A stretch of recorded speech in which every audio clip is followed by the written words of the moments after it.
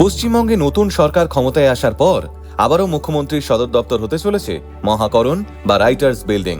আগে শুধুই সম্ভাবনার জায়গায় থাকলেও এখন বিষয়টা মোটামুটি পরিষ্কার যে আর কয়েকদিন পর থেকেই রাইটার্স বিল্ডিং এ স্থানান্তর হবে রাজ্যের মুখ্যমন্ত্রীর অফিস। তবে এই ট্রেডিশন মেনে দোতলার ঘরে নয়, বরং বাংলার নতুন মুখ্যমন্ত্রী শুভেন্দু অধিকারীর অফিস থাকতে চলেছে এই রাইটার্স বিল্ডিং এর ৩ তলায়। কিন্তু ডালহৌসির বুকে দাঁড়িয়ে থাকা এই লাল ইটের বিল্ডিংটাকে শুধুই একটা প্রশাসনিক ভবন? না, একেবারেই নয়। কারণ এই লাল রঙের বিল্ডিংটার সঙ্গে জড়িয়ে রয়েছে কলকাতা সহ বাংলার বহু গুরুত্বপূর্ণ ইতিহাস। বিনয় বাদল দীনেশের ঐতিহাসিক রাইটার্স অভিযান থেকে শুরু করে স্বাধীন পশ্চিমবঙ্গের প্রথম প্রশাসনিক কার্যকলাপ, সবকিছুরই নীরব সাক্ষী থেকেছে এই লাল রঙের বিশাল অট্টালিকা। কিন্তু এখন প্রশ্নটা হলো, এই বিশাল রাইটার্স বিল্ডিং এর আসল ইতিহাসটা ঠিক কি? কেন হঠাৎ বানানো হয়েছিল এই রাইটার্স বিল্ডিং? কারা আসলে এই রাইটার্স বিল্ডিং এর রাইটার্স? আর কেনই বা এই জায়গাকে ঘিরে ছড়িয়ে রয়েছে এত ভূতের গল্প এবং রহস্য? চলুন তাহলে আজকের ভিডিওতে জেনে নেওয়া যাক কলকাতার প্রাণকেন্দ্র ডালহৌসিতে দাঁড়িয়ে থাকা 2 শতাব্দীর থেকেও বেশি পুরনো এই রাইটার্স বিল্ডিং এর অজানা ইতিহাসটাই বিস্তারিত। রাইটার্স বিল্ডিং এর গল্পটা জানতে হলে আমাদের ফিরে যেতে হবে ব্রিটিশ আমলে। জোব চার্নক যখন সুতানুটি গ্রামে প্রথম পা রাখেন, তখন জায়গাটা ছিল জঙ্গল আর জলাভূমিতে ভরা।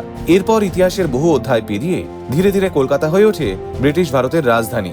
আর রাজধানী যেখানে, সেখানে তো সরকারি অফিস তো থাকা দরকার। সেই কারণেই 1777 সালে ব্রিটিশ সরকার সিদ্ধান্ত নেয় কলকাতায় এমন একটা অফিস তৈরি করা হবে যেখানে ইস্ট ইন্ডিয়া কোম্পানির ক্লার্করা কাজ করবেন। এই অফিস তৈরির দায়িত্ব দেওয়া হয় টমাস লায়ন নামের এক আর্কিটেক্টকে। অবশেষে 1780 সালে তিনি নির্মাণ করে দেন এক বিশাল ভবন, নাম দেওয়া হয় রাইটার্স বিল্ডিং। প্রথম দিকে এটা ছিল ব্রিটিশ ইস্ট ইন্ডিয়া কোম্পানির ক্লার্কদের কাজ করার এবং থাকার জায়গা। তাই শুরুর দিকে বাড়িটাকে খুব সাধারণভাবেই তৈরি করা হয়েছিল। কিন্তু পরে লর্ড ভ্যালেন্সিয়ার আমলে ভবনটিকে আরো রাজকীয় রূপ দেওয়ার পরিকল্পনা করা হয়।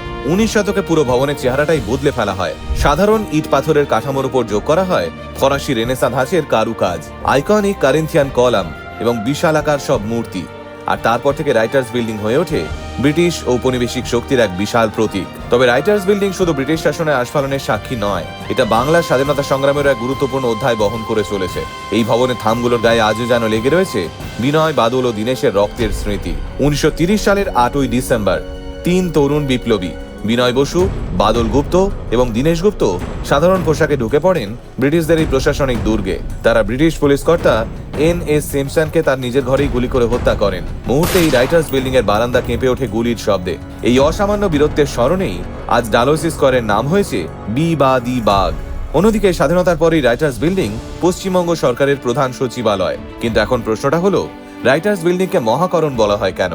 আসলে ব্রিটিশ আমলে যারা প্রশাসনিক নথিপত্র তৈরি এবং কর আদায়ের কাজ করতেন তাদের বলা হতো করণিক। আর যেখানেই করণিকরা কাজ করতেন সেই স্থানকে বলা হতো করণ। যেহেতু রাইটার্স বিল্ডিং ছিল বাংলার করণিকদের হেড অফিস, তাই পরবর্তীকালে এর নাম হয়ে যায় মহাকরণ। তবে ইতিহাসের পাশাপাশি রাইটার্স বিল্ডিং কে ঘিরে রয়েছে বহু গা ছমছমে ভূতের গল্প। অনেকের দাবি সন্ধ্যার পর নাকি আজও এই ভবনের পরিবেশ বদলে যায়। নিরাপত্তা রক্ষীদের কথায় অন্ধকার বারান্দায় নাকি এখনো ঘুরে বেড়ায় N.S. সিমসনের অতৃপ্ত আত্মা। আবার অনেকে দাবি করেন গভীর রাতে করিডোরে আজও শোনা যায় বুটের খটখট শব্দ আর সাহেবদের আর্তনাদ। 1970-এর দশকে মুন্সিরাম নামে এক নিরাপত্তা রক্ষী এক ভয়ঙ্কর অভিজ্ঞতার কথা জানান। তার দাবি, তিনি দেখেছিলেন রক্তাক্ত এক সাহেব স্যুট পরে যন্ত্রণায় কাতরাচ্ছেন আর তার পিছনে পিছনে চলেছে কয়েকটি ছায়া মূর্তি। ঘটনাটা নাকি এতটাই ভয়াবহ ছিল যে তিনি সেখানেই জ্ঞান হারিয়ে ফেলেন। শুধু তাই নয়, অনেকে রাতের বেলা বন্ধ অফিসের ভিতর থেকে টাইপরাইটারের শব্দও শুনতে পাওয়ার কথা বলেছেন, যেন আজও সেই পুরনো করণিকরা তাদের অসমাপ্ত কাজ শেষ করে চলেছেন। এমনকি এক নিরাপত্তা রক্ষী নাকি একবার গভীর রাতে মন্ত্রীর ঘরে আলো ঝলমলে পার্টিও দেখতে পেয়েছিলেন। এই মুহূর্তে রাইটার্স বিল্ডিং এ জোর কদমে কাজ চলছে। নতুন সরকারকে স্বাগত জানাতে প্রস্তুতি নিচ্ছে এই শতাব্দী প্রাচীন অট্টালিকা। সবার আশা, বাংলার নতুন সরকার হয়তো আবারও ফিরিয়ে আনতে পারবে এই ঐতিহাসিক ভবনের পুরনো আভিজাত্য এবং প্রশাসনিক গুরুত্ব। তাই রাইটার্স বিল্ডিং শুধু একটা প্রশাসনিক ভবন নয়, এর সাথে জড়িয়ে আছে বাংলার স্বাধীনতা সংগ্রাম, ঔপনিবেশিক শাসন এবং অসংখ্য রহস্য।